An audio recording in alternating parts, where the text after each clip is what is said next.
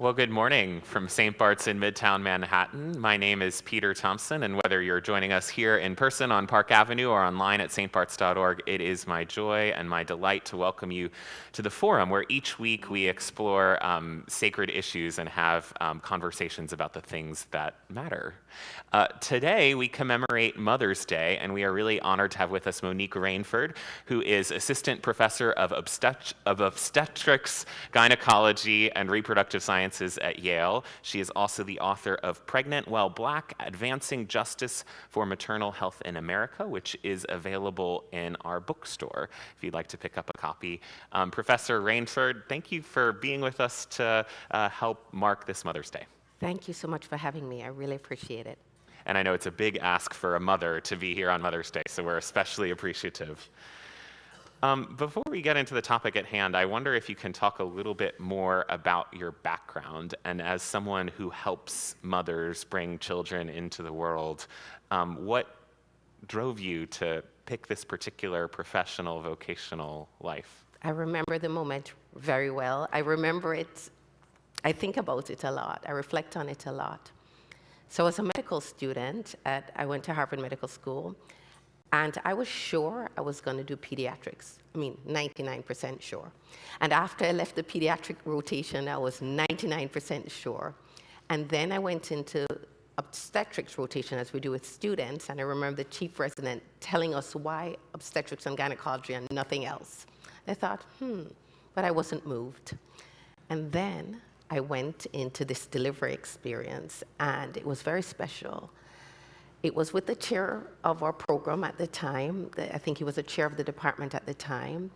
It was a French couple, and I remember the joy. I remember the joy I felt because I saw the joy in their tears, in the loving way they greeted their baby, and I think it hit me. It hit me, and I'm like, whoa. This is really intense. And then I started thinking about it more, did other things to reinforce whether I thought this was for me or not, and then ultimately I decided. All of us have been in a delivery room at some times, but some of us don't remember being in that room. For those of us who haven't been in that room since we were newborns ourselves, tell us what that experience is like, and you've been on kind of both sides of it. It's not always glamorous, as many would know. It is a very special experience. Sometimes it can be very intense. Obstetrics can be serious. There can be very serious, life-threatening things that happen in that same room. But on the other hand, as I mentioned, there's the joy. There's the glee that when parents meet their child for the first time, and that's a beautiful thing. And the excitement and the celebration, and that is a beautiful thing. So in your book, you explore the disparities in maternal health. I wonder if you can kind of give us the thesis of the book and what drove you to write it in the first place. So I was in institutions where I felt that they could give really exquisite care, I thought, to anyone. And I thought anyone would get the same care. I really believed that, and I knew the facilities that were available, and they were excellent, up to date. But then, even from medical school, I started learning a little bit about the disparities. The first disparity that I was faced with, or was that I learned about, that's really what I want to say, was the disparity in infant mortality rate. And at the time, many years ago, the infant mortality rate on the statistic for a Black American baby was worse of that of a Jamaican baby, and at least twice as much as a white American baby. And that struck me, like, why is that so? And then I heard for many years, I heard it was related to poverty. Didn't quite add up because I knew the situation of poverty in regards to Jamaica. I knew that it wasn't that Jamaica was richer than anywhere in the US, so it didn't make sense. I went through my training, saw little issues, but it didn't click. Faced things, but didn't click. And then I went back home, went back to Jamaica. I thought I was gonna spend my life there. Came back in 2014, however, and I started seeing within 2 years after I came back, people were writing about it.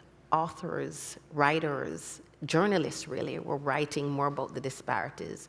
And then I began to understand. I heard some TED Talks about it, and then I began to understand that it's multifactorial. It's not just one thing.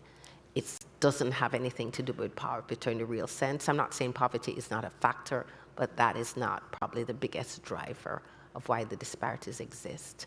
That was kind of my journey to deciding to pursue this, because when I learned the reasons, and they're disturbing reasons, many are disturbing, I felt compelled to do something more about it and shed more light. Just like my eyes have been opened, I felt compelled to try to open the eyes of many others, hopefully with the end to do something about it, to make things better, to try to eliminate these disparities. So what are the disparities and what are the contributing factors? If they're not socioeconomic status, what causes these racial disparities in terms of maternal and infant health? So I'm going to show you some of them on the slide. So these are just some of the disparities that exist. There are many others, and I'll mention some of them. And when we look at some of the disparities, I'll just show you a little bit. So this is maternal mortality, and this was 2021. 2021 was a particularly bad year because there are a lot of deaths from COVID.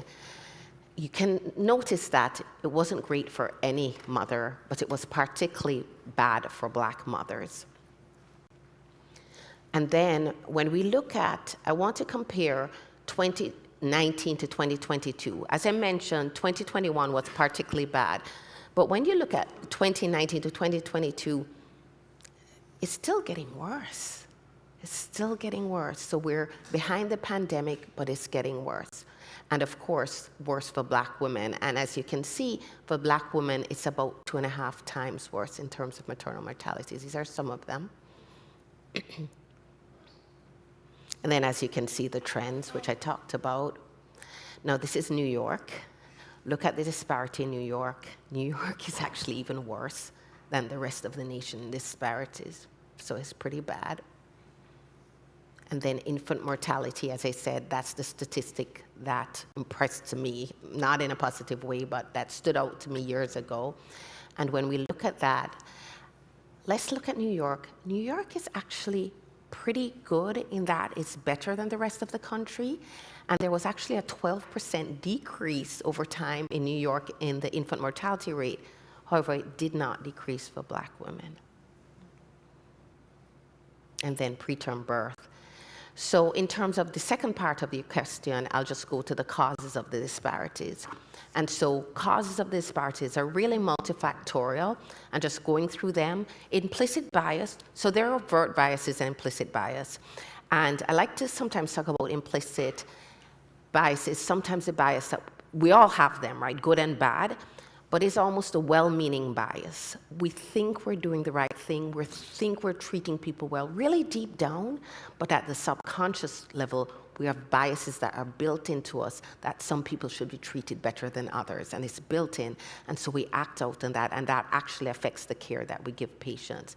And there's a lot of anti-Black implicit bias, as you know, all over, and so that's so built in that Black patients might get substandard care or be thought of as less than just because their skin color, regardless of economic level. So they won't get, like, even if something is standard of care and we all know better and they should get that care, they don't get it just because of their race.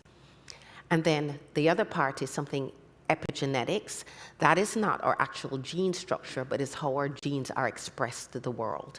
And so there are changes that can be passed from generation to generation through epigenetics. And what happens is, if a mother is going through stressors, like, we go back in the time of Jim Crow era, Black mothers having these stressors, that's passed to her daughter or children and passed to grandchildren. So those stresses can be passed and make people more susceptible to diseases. So Black women already may come in with more illnesses or may have illnesses at an earlier age because of some epigenetic changes.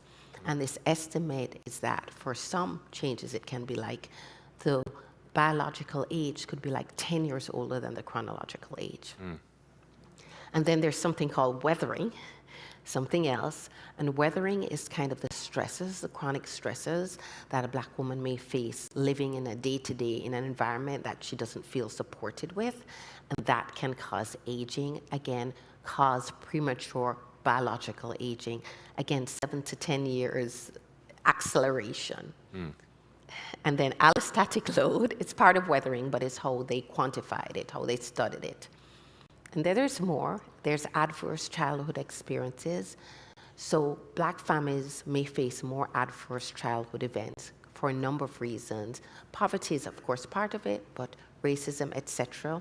And these experiences, these events can get into the child's experiences. And the more of those experiences a child has, the more a child have adult onset diseases and certain risk factors as an adult. And of course, the social inequities. So that's the Cliff Notes version of really the factors that play in, or some of the factors that play in. What can practitioners like you, but also society as a whole, do to try and address some of these inequities? That's a great question, and the best part, right? We know they exist. What can we do? Well, really get educated. If we don't know that things exist, or we don't believe that we have implicit bias, then we won't do anything about it. So educate ourselves. Implicit bias, there's tests online, so you can see if you have implicit bias, not just pro-white, pro-black biases, but any kind of biases or multiple biases you can test and evaluate. And if you do, be conscious. Be conscious that when a patient of a certain ethnicity comes in, you know you may have an innate implicit bias. So maybe you try a little harder to make sure that you give them the care. Maybe you check back. All right, am I doing everything? There's a lot of resources online. You can look and say, am I doing everything? You can discuss with colleagues, not necessarily putting the race factor in there, so you can get an objective view of how you take care of patients. So I think clinicians being mindful, obviously we want to share that with the generation of clinicians coming up. So teaching and sharing and making sure the generations of clinicians coming up know what to do. And to always being mindful, and also knowing what you're doing in terms of, like, you want to be up with the latest advancements in treatment. You want to be mindful because frankly, you want to take care of all your patients very well, and you want to do the best. And you don't want to take less care of patients because of their race, but if you don't know the up-to-date thing, you won't take care of anyone. And the patients, the Black patients, will suffer even more because they're even less likely to get benefit from your knowledge. So that's what state clinicians can do. Being more kind to patients, that, well, you should be kind to every patient, but really being conscious about kind to patients that are usually discriminated against, knowing that they're usually not treated well. What can you do to make sure that you treat them well? We should treat all our patients well, but we don't. We treat some patients better than others, and just being mindful of that. Those are some of the things clinicians can do. What about the rest of us? Are there policy changes that you recommend? What can those of us who don't practice medicine do to address some of these issues? So luckily, there are a lot of policy changes, and since I'm not a policy expert, they're working on that. But there are a lot of acts that they've been working on in Congress, states, to just kind of pay attention to these disparities. The own governor funded a large initiative investing in Black maternal health because she recognized that it was an issue and the disparities exist. In terms of individuals, we can be equally mindful of how we treat people, equally mindful of the fact that we may have biases, equally mindful of kind of being generous in thought, in word, in action, in sharing when we see pregnant women of any ethnicity, but certainly recognizing that some ethnicities, some races, like Black women, are treated more poorly. Can you be kinder? Can you be more kind? Can you say a kind word? Can you be encouraging? Can you look for the positive thing to say? Because those positive things can influence the experience and probably make it better. Think about when you get a really nice compliment, how that makes you feel. Can we share that more generous with sharing? And really check ourselves, because that might not be our first instinct. Our first instinct might be quite the opposite. So thinking about that generosity and actually thinking what initiatives that we can support in any level with our time, with our resources, can we support any initiatives that is helping to eliminate disparities in Black maternal health or any disparities that are faced? Now, obviously, I'm particularly interested in Black maternal health and Black maternal health disparities because they are the worst. They are the worst. And one of the points I see you making is structural racism has real health effects. So Yes. as a society, wrestling with and dealing with our structural racism will also improve health outcomes. Right, right. And thinking of the advocacy, when efforts were made to like really kind of remove hurtful signage, hurtful language, and if we look around, some of those efforts are being dismantled. That is very crushing for many Black people, because in terms of when you make advancement, that might make things better, and elements, forces are trying to strip that away. That can be very, very harmful. And for Black mothers facing that, that's an extra stressor that they have to face in their pregnancy that they really shouldn't have to deal with. If we decide to do something because we recognize it's the right thing, like in 2020 when we saw George Floyd being murdered, why 4 years later are we deciding it's the wrong thing? When we evolve to realize, no, we shouldn't be doing this. 4 years later, some places are kind of stripping and deciding we don't need that. But if we didn't need that, we only don't need that if we've eliminated disparities. And I showed you the latest statistics. We're not even close. In fact, we haven't budged the difference. So is it time to strip things that help support a group that over time has been suffered inequities and continues to suffer inequities when we haven't fixed it? It's like, you know, you're teaching your child to ride a bicycle and you have the training wheels, and yes, sometimes you have to move it, but you hopefully move it at a time where your child won't keep falling or hurting themselves over and over again. I think we're removing support before we have made sure that the people we're trying to support are fully supportive and can get the very best care that they need. That's absolutely not happening, so it's premature. You have both investigated these issues from a kind of academic perspective, but you're also a clinician who provides care. And I'm wondering if the research you've done into these issues has changed the way you provide care at all. So I am mindful, more mindful. I try to practice the same things. I recognize that some of my patients are more discriminated against, and I check myself when I go in the room. I try to encourage the residents and the medical students to be really mindful. I can't make people do stuff, but just be more mindful, be more careful. Sometimes we have Black patients. I think because of this work, I think Black patients thankfully feel more empowered in expressing, or some do, in expressing their needs. That being said, we have to be, and we appreciate that, but we have to be mindful. Sometimes I have to go in the room and explain to Black patients what we're trying to do to improve it. But I'm just one person. That's just one room. That's just not enough of an effort. But I think that I'm more mindful. I think, though, because of how my parents raised me in thinking of equity and fairness and really trying not to think differently of someone because of their economic level, which is the issue in Jamaica. It wasn't about race, really. It was about economics. I think those are the values I've tried to apply when I serve patients of different races and ethnicities. And you've referenced several times your experience both in Jamaica and in the US, and I know that you have years of practicing in both settings. What has the experience of practicing in both countries taught you about our health system here and the disparities you've looked at? So Jamaica was really more on economics, and people, poor people in different places are not treated as well as rich people.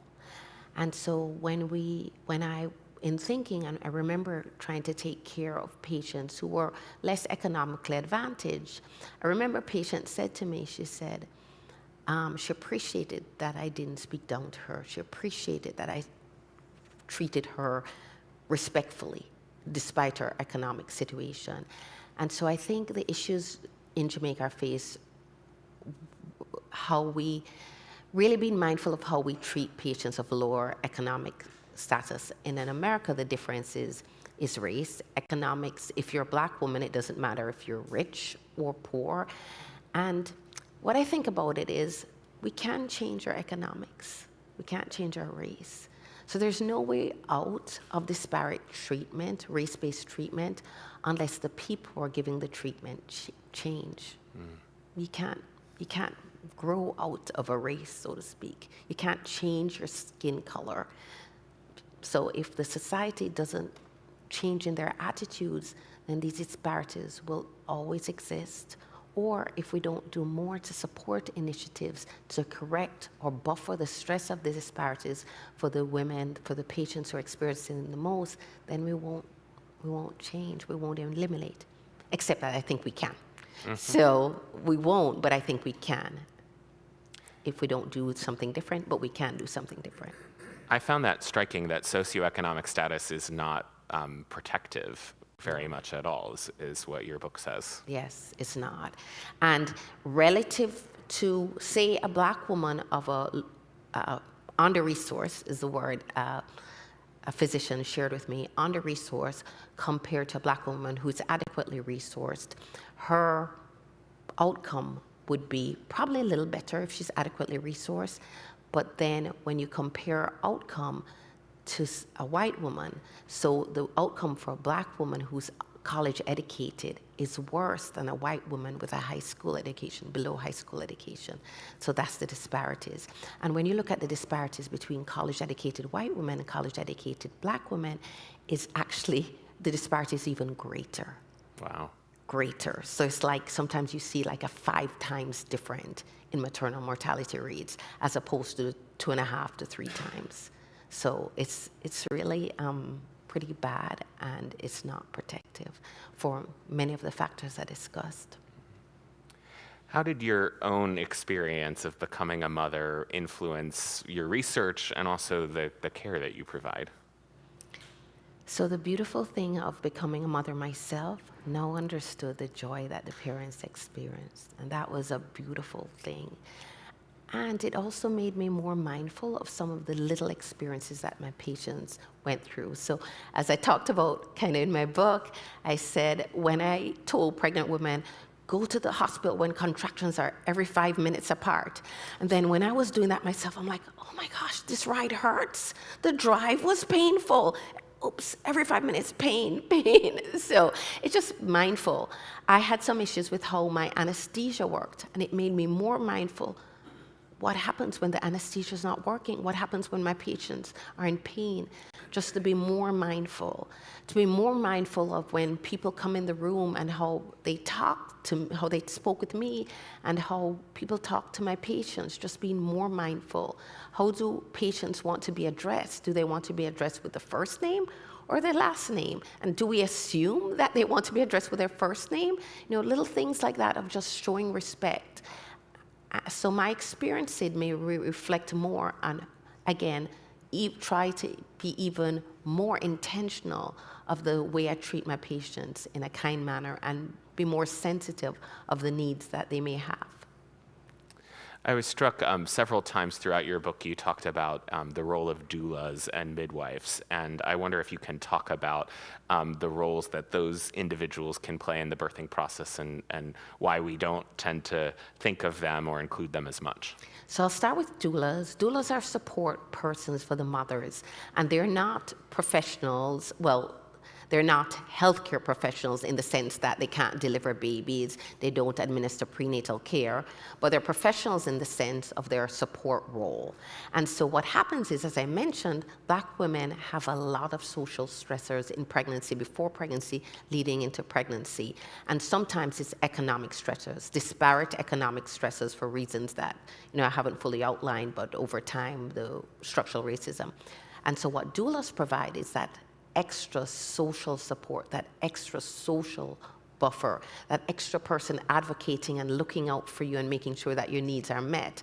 And they have more knowledge than, say, your partner might have, so they can provide that support. So that is kind of what doulas do and why they're particularly important. They can be supported for any women, but particularly important for Black women because of disparities.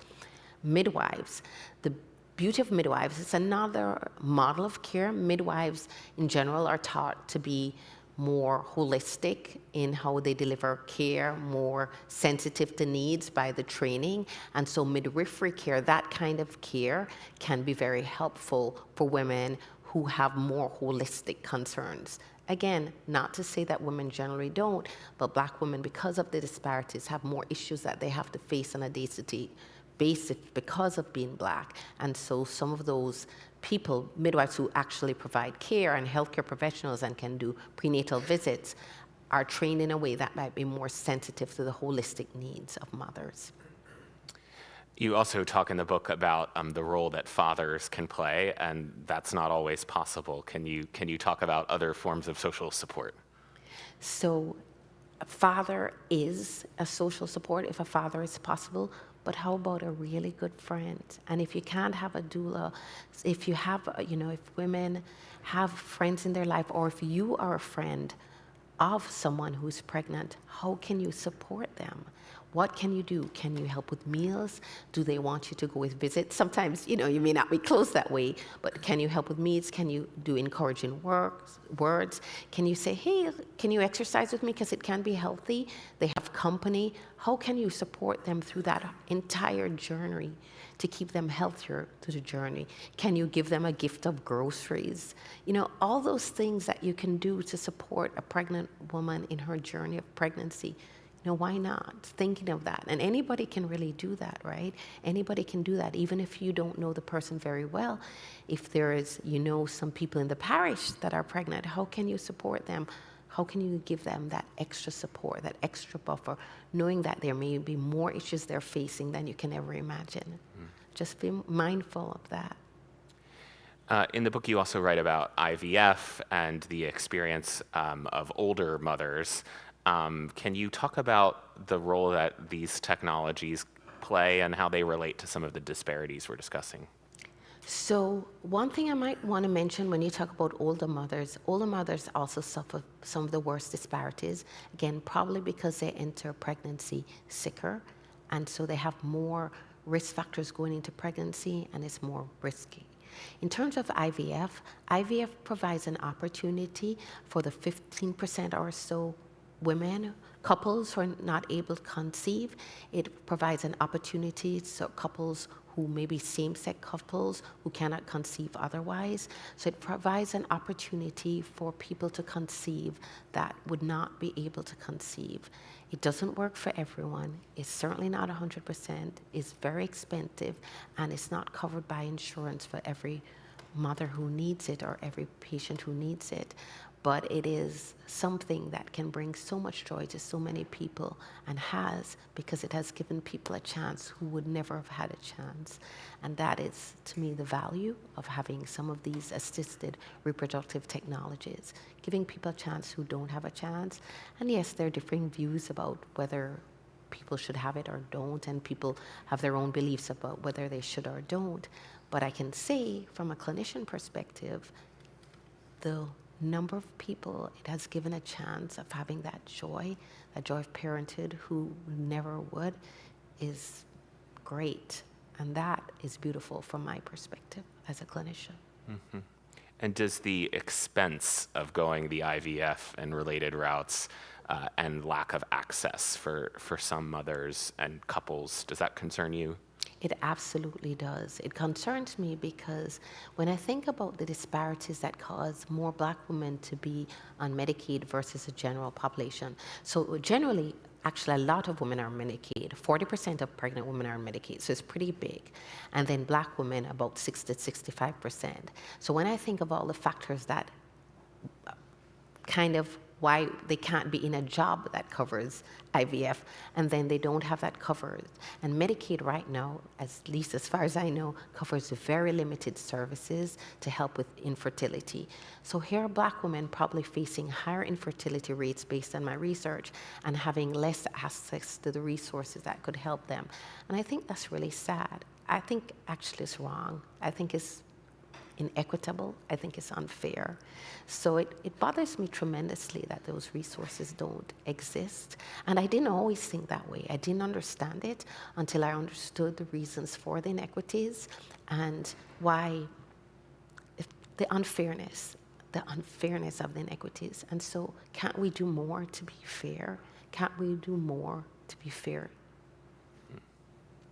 So we have a few minutes for questions for Professor Rainford. If you're in the room, you can raise your hand and Jama Tung will come around with question cards for you to fill out and then hand back up to me. If you're joining us online, you can email me your question at pthompson@stbarts.org, or you can type it into the live chat on YouTube or the comments on Facebook. While we're waiting for those questions, you reference several times in your book your own faith, and I wonder how that informs your work both as a clinician and as someone trying to dismantle these disparities.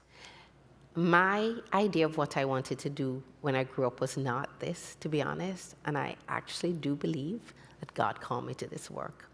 I don't know why, but I do believe he has, and so my job is to answer the calling. I thought I was going to live my life in Jamaica, and I had a whole plan, and then I realized certain things happened to bring me back here to do this work, and I just feel pulled, and my only explanation as a person of faith is this is what God needs me to do. And he needs us to do certain jobs, and this is what he needs me to do. And so it is he's given me many gifts, many circumstances to prepare me to do this work, and it's my job to answer the calling that I believe he has placed on my life. That's how I see it from my personal faith perspective. That is the calling he's placed. Has your experience of helping to bring life into the world caused you to see your own faith or scripture any differently? I think seeing that deepens your faith, or can deepen your faith. It doesn't have to, it can deepen your faith. But just recognizing also over time how little we know, but we do what we can with what we know, and we have to rely on guidance. I believe in God's guidance to guide us in everything we do. And knowing that even with his guidance, even with his will, even if we think it's his will, it can be very hard. The journey can be very hard. The obstacles can be very hard. And we'll keep getting obstacles. But if we're guided by the purpose that we think he calls us to just keep moving towards that purpose. Because if we believe he calls us to it, well, we believe he'll get us through it. So we have a submitted question here. Someone wonders about the issue of patients not being believed by healthcare professionals and the assumption that there's a disparity there and that Black women are less likely to be believed by healthcare professionals. That's absolutely true. Patients generally not being believed, and it being worse for Black women. And that's the part of the problem with biases and maybe thinking, or clinician thinking that they know more. And yes, we're trained to know more, but just having a humility as we approach how we deal with our patients. But that disparity, Black women have complained, have said their problems. Many stories of Black women have died. They went to see clinicians. They went to get help. They said, this is the problem. And then it was dismissed. It was dismissed until they died. It's very disturbing. Like, there are two stories even in New York. They produced a documentary, Aftershock. The women said, this is happening to me. This woman said, I could not breathe. I can't breathe. Shortness of breath. And then it wasn't evaluated, and then she died from a pulmonary embolus. It is really tragic. And I'm not on the other side. I don't know what's there. I just know the patient side. But looking on is super disturbing, super disturbing. And in terms of you as a clinician and talking to fellow clinicians, how do you all try to combat that from your side of the desk? Educating yourself, because we need to know what could be the causes of the symptoms, not just the non-harmful causes, but what could be the harmful causes. Because if we don't know, we can't even think of it, right? So that's part of it. And also listening and paying attention and not dismissing patients' concerns, just listening and thinking, am I doing everything I can do to take care of that patient? If there's something else, am I dismissing it too prematurely? Should I go back to it? following up. So those are things we can try to do to make sure that we really address patients' needs. Really paying attention and not kind of being in our own head and think too much of everything we know, trying to be more humble in how we approach, how we deliver care. All right, so we have lots of questions. I'll try to get to them all. One person asks about the Black maternal blame narrative that marks out Black women as inherently poor prospects for motherhood and thus forms a disincentive to take action to reduce disparities. So when we look at the structural racism, all these factors kind of over time not only cause Black women to be disadvantaged, but it actually encourages people to think that they deserve to be disadvantaged. So it's like a vicious cycle. So you're taught that somebody is less than, and the person who was taught to be less than keeps getting less than to keep them at way behind in the race of life. And then that's perpetuated over and over again. So the thing is, individually, we can say no, we can stop this and say, listen, I am going to do differently. I'm going to think differently. And then I'm going to do all I can as an individual to help things to be different, to help things to be fair. It's not about having better treatment. It's about getting the treatment of Black women up to the level of a white woman. Frankly, not that it is where it should be for a white woman, but at least let's get it up to the same level first and then continue to improve the treatment that we give for all women. But it's not nearly there. As you can see, 5 times the disparities, sometimes 8 times. So can we get it up? Can we get it to a certain level? And then can we also try to pay attention to the care that women receive? More care for women. Someone asks if you can explain more about epigenetics and how that can result in these kinds of disparities. So what happens is, in terms of the epigenetic changes, they're not changes in the actual gene. They're changing the way the gene is expressed or how it plays out. And so what they've studied, the lead researchers who I studied and had the pleasure to interact with, one of the lead researchers, what they discovered that these changes can be passed from generation to generation. And what happens is, if you have some of these changes, that's, say, it can be reflected in the birth weight of babies. And low birth weight babies are likely to have more conditions, more health conditions as they grow up as adults. And Black women have some of the highest rates of low birth weight babies. Even a Black woman, so what's fascinating is if a Black woman immigrant has her baby, say, in New York, her child who grows up to have a baby, that baby has a less healthy weight than the immigrant Black woman because of factors associated with it. So this epigenetic factors, it puts you at another disadvantage. And it's passed along and puts your children at another disadvantage and your children at another disadvantage, in addition to all the present-day disadvantages that they face. We inherit the disadvantages. We inherit additional, and it's not the gene structure. The fundamental gene structure is fine. It's the changes on top of that. One person wonders about other disparities within maternal health. What about other non-white populations? So what you find is that when you look at non-white populations, Native Americans, Indigenous Americans face a lot of disparities. Mostly still worse for Black women, but in some areas it's worse for Indigenous American, and they're close behind. Latino women, if you look at this slide, Latino women used to have very good outcomes, even compared to white women. Sometimes the outcomes were better.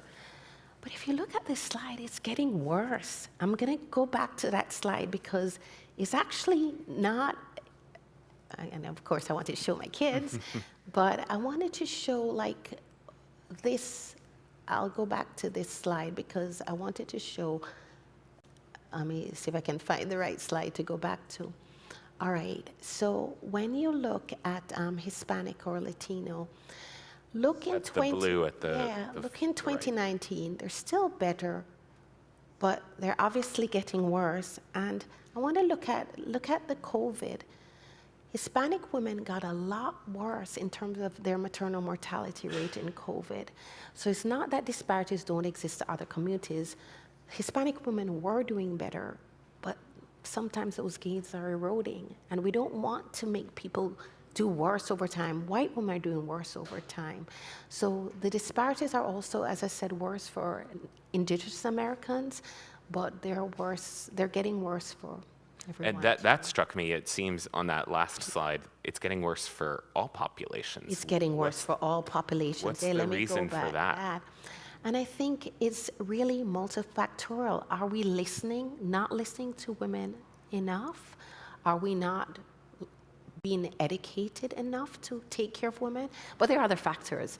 There's closures of rural hospitals. There are closures of hospitals in cities that need them. So some of it is access issues. There are maternity deserts where there are no obstetricians around. So some of it is access issues where women in rural areas can't get the care they need in a timely manner. And some of it, when they do access care, the people taking care of them may not be sufficiently educated in maternal issues. So if it's life-threatening and you don't get the care quickly enough, and it won't work out. And then there are also issues related to mental health. And we know there are more and more issues related to mental health in the day and age that we live, and there's access issues to mental health resources. Yeah, in New York, as much as anywhere else, the access issues to mental health and the disparities in conditions getting treated are quite serious. Someone in the audience is a nurse and wonders how you decide which patients to advocate for when there are so many different patients and reasons to really stick your neck out. You know, my opinion, and just my opinion, if someone is, say, a bedside nurse, you advocate for the patient you are serving at the time, and you do full-on advocacy for all the patients you're serving. And frankly, nurses have to serve too many patients at the time, and a lot is happening to nursing to consider burnout. So also be mindful of your own self-care so that you can come to the job with compassion, and also being mindful of, and being very mindful of how you're advocating for each of your patients. And if you know that it's possible you may be biased against a patient, then you work a little harder, because working a little harder might be just even. You may have to work a little harder to get even, but do what you can to make sure that you advocate for your patients. And also, as a nurse, you also know that some patients are sicker than others, so they may require more attention. You have to be mindful of those factors as well. So really taking care of yourself so that you can bring your best to work, that I would say, and also being very mindful that you have biases going in, and be very as caring, as compassionate as you can, knowing that some of your patients may not have a support person. They may need a little extra attention than somebody who has a support person. And I don't mean giving anybody inadequate medical attention, but recognizing, and I like this analogy, you don't have to give a term baby the same support as a preterm or a NICU baby. They have to get more support. We're not being unfair. We just know that the term baby does not need as much support. Some people need more support. In your private life, advocate for whoever you feel moved to advocate to, because I can't put anything in anybody's mind or put a passion. We all have our own calling. So whoever you're called to advocate for. I know you're a teacher as well as a clinician. What's your sense of how medical schools are instructing the next generation of doctors and nurses to deal with these disparities? Well, we know more than I was in medical school. I knew nothing of these issues, and I know more medical schools are paying attention to this. Are we doing it adequately? I am not sure about that. It's a case-by-case basis. Some medical schools pay more attention than others, but are we doing more about it than certainly when I was in medical school? I would say yes. So I think we're generally moving in the right direction. There are certain trends, though, that make it a hard fight. But I think medical schools are being more mindful than they were years ago, because some of this data goes back years and years and years. It just wasn't acted on. And I think because it's in the media more, thankfully more people are learning about it and more places are doing something about it. When you talk about these disparities with your colleagues, is there resistance, and how do you handle that resistance? Not when I talk to students. I mean, generally speaking, I find that students know more than like I did. So I think students are generally more educated.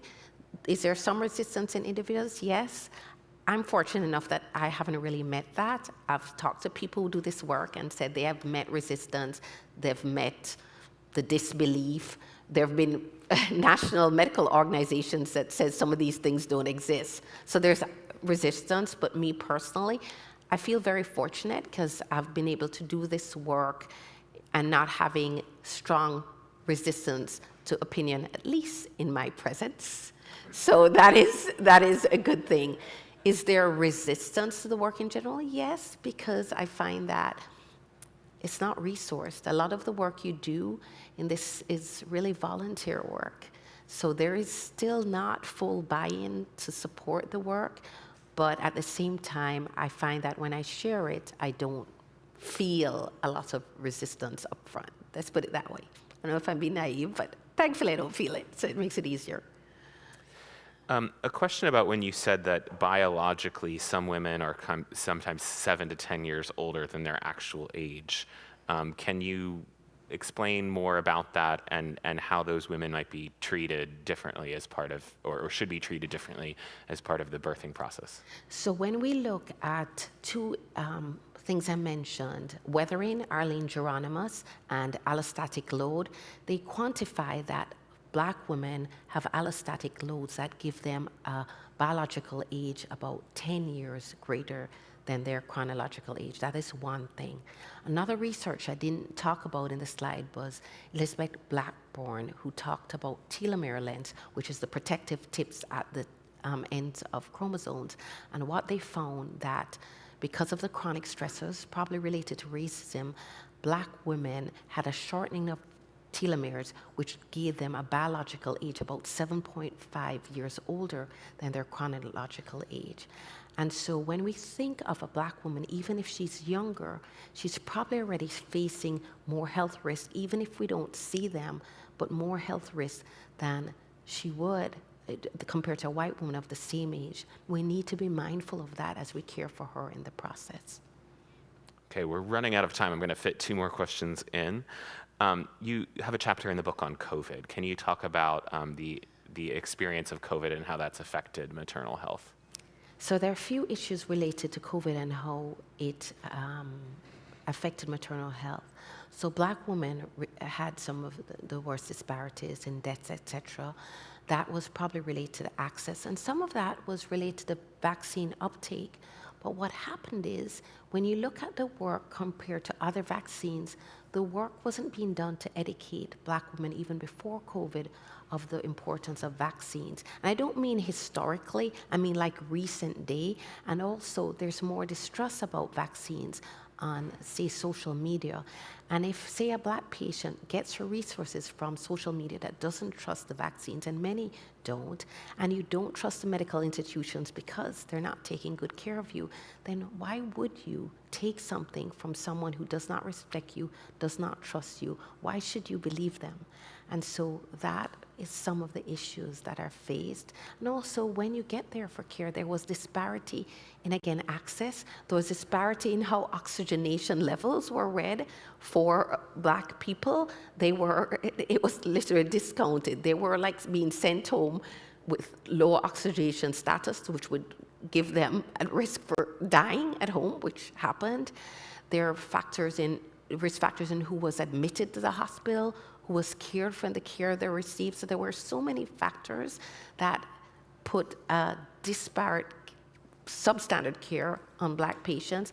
And in addition to that, some factors that may have been protective, some Black women may be suspicious of it for actually good reasons. However, there were a lot of efforts to educate and a lot of efforts to improve that communication, which helped to ease the disparities. For pregnant patients, though, it was still hard because, of course, it was relatively new. We don't have 10-year data. And so if you're concerned about a system that puts your baby at risk anyway, you probably will remain concerned about getting a vaccine that doesn't have a 20-year history, so you don't know. And finally, as we end, I know you had that slide about your reasons. I wonder if you can talk about them and what this Mother's Day means to you. Well, I'm trying to get back to them, but I'm going in the wrong direction. Yeah, there we are.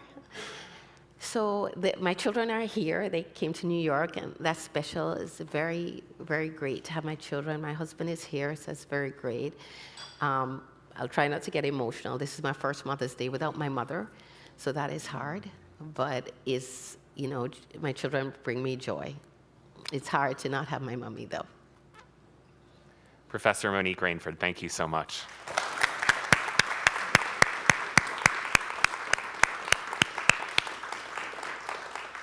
And thank you all for being here. A reminder that Professor Rainford's book, Pregnant While Black, is available in our bookstore. I hope you'll pick it up afterwards. And I hope you'll stick around and join us for worship at 11 a.m., whether here in person or online. Next week at the forum, we'll be joined by 4 of members of our community who are discerning a possible call to the ordained ministry. This is on Pentecost, the day where we hear the call of the Holy Spirit, and we'll hear about how the Holy Spirit is talking to the 4 of them. See you then.